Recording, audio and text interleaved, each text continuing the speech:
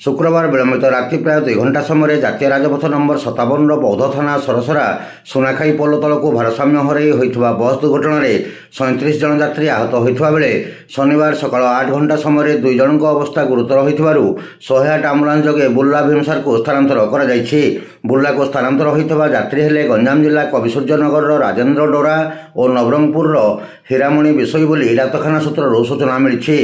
वर्तमान बौद्ध डाक्तखाना 15 जन चिकित्साधीन थिबा बेले सामान्य आहत होइतबा 20 जन को प्राथमिक चिकित्सा पर छाड़ी दिया जाइतबा जणा पड़िछि। गतकाली भुवनेश्वर यात्री नहीं मालकानगिरी अभिमुखे जाउथबा महादेव नामक एक घरोई यात्रीवाही बस सरसरा सुनाखाई पोल निकट में भारसाम्य हरई रास्ता तलक खसी पड़ी ओल्टी पड़ा। आहत को 108 आम्बुलांस और अग्निशम बाहिनी उद्धार कर बौद्ध डाक्तखाना भर्ती करथिले।